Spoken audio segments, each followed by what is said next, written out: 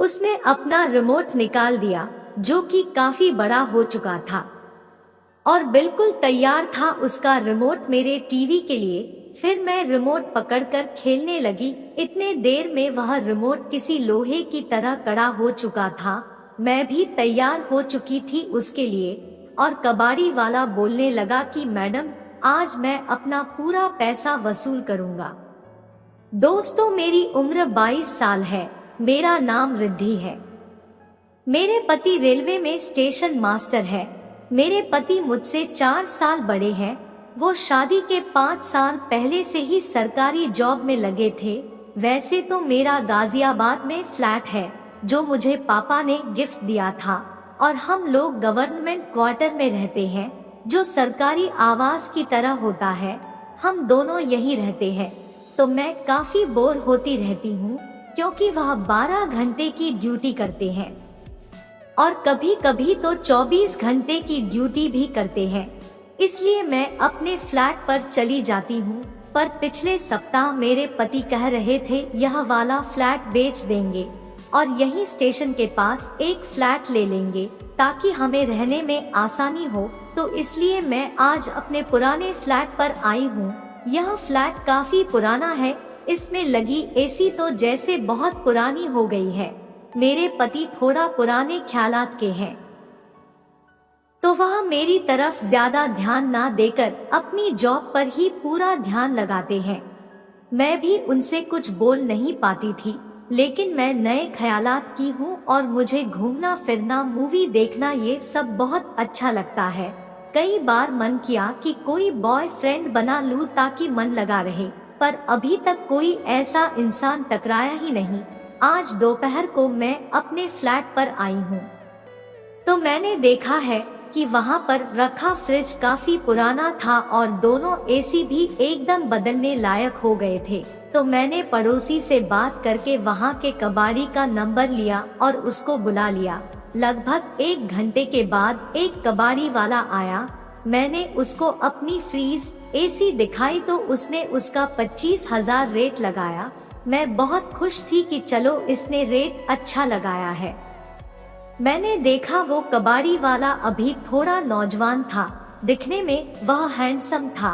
कबाड़ी वाला होने के बाद भी उसने जीन्स और टी शर्ट पहन रखी थी और वह दिखने में भी काफी अमीर लगता था। मैंने तुरंत हाँ किया और सौदा को ओके कर दिया। मेरी इस बात पर वह मुस्कुराया। मैं दंग रह गई कि वो मेरी बात पर क्यों मुस्कुरा रहा है।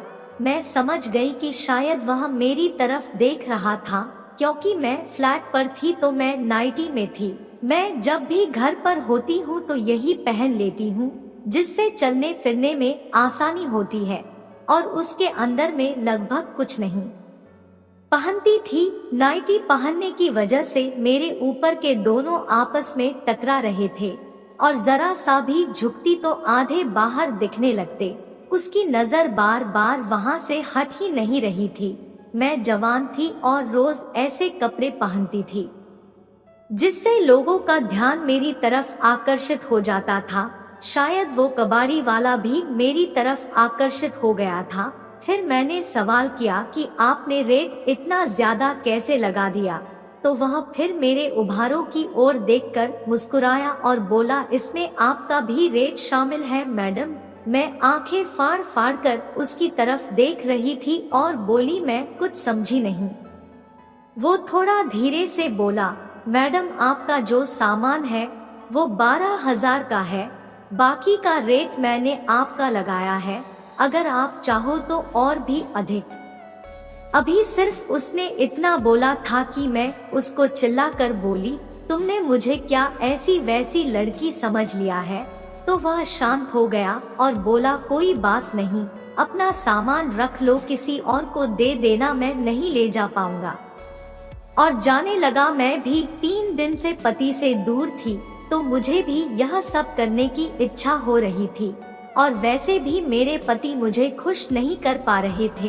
तब मैंने कबाड़ी का यह सौदा घाटे का नहीं समझा और बोला, ठीक है, अभी हम दोनों की यह बात ड्राइंग रूम में ही हो रही थी। तो मैंने उसको बेडरूम की तरफ इशारा किया तो वह हमारे पीछे पीछे आ गया। उसकी यह बात मेरे दिल में इस कदर बैठ गई थी कि मैं उसके साथ कुछ भी करने के लिए तैयार हो गई थी। और बेडरूम में जाते ही मैं लेट गई जैसे मैं कोई बहुत बड़ा काम करने जा रही हूँ। बेडरूम में आते ही कबाड़ी वाले ने अपने कोट पैंट निकालकर खूंटी पर टांग दिया। अब वो सिर्फ निक्कर में था और मैं भी केवल रात्रि वस्त्र में थी, तो मुझे भी उसे निकालने में ज्यादा वक्त नहीं लगा और मैं भी सुंदर दिखने लगी। वो वहीं पास में आकर बाजू में बैठ गया और मेरा सामान दबा दबा कर चेक करने लगा। मुझे बहुत आनंद आने लगा। मैंने उसको गले लगा लिया और अपनी ओर खींच लिया। कुछ पल बाद उसने अपना रिमोट निकाल दिया, जो कि काफी बड़ा हो चुका था और बिल्कुल तैयार था उसका रिमोट मेरे टीवी के लिए। फिर मैं रिमोट पकड़कर खेलने लगी। इतने देर में वह रिमोट किसी लोहे की तरह कड़ा हो चुका था। मैं भी तैयार हो चुकी थी उसके लिए और कबाड़ी वाला बोलने लगा कि मैडम, आज मैं अपना पूरा पैसा वसूल करूंगा। मैंने भी बोल दिया कि जब दाम दिए हो तो वसूल कर लो, मैं भी तो दाम के बदले सर्विस देने को तैयार हूँ। फिर कबाड़ी वाले ने फ्रीज एसी के साथ मेरी अच्छे से सर्विस की। ऐसी सर्विस बहुत दिनों बाद हुई थी, जिसके कारण सारे पुर्जे रवा हो चुके थे। उस दिन कबाड़ी वाले ने कुल 3 बार सर्विस की थी, जिस कारण से मेरे सभी पुर्जे अच्छे से काम करने लगे थे और मुझे भी ऐसी सर्विस से काफी खुशी मिली थी। उसके बाद कबाड़ी वाले ने अपना सारा सामान उठाया और चल दिया। आज भी जब भी सर्विस की जरूरत पड़ती है तो मैं उसे ही बुला लेती हूँ। दोस्तों, मेरी कहानी कैसी लगी? ऐसी कहानी सुनने के लिए हमारे चैनल को सब्सक्राइब करें। धन्यवाद।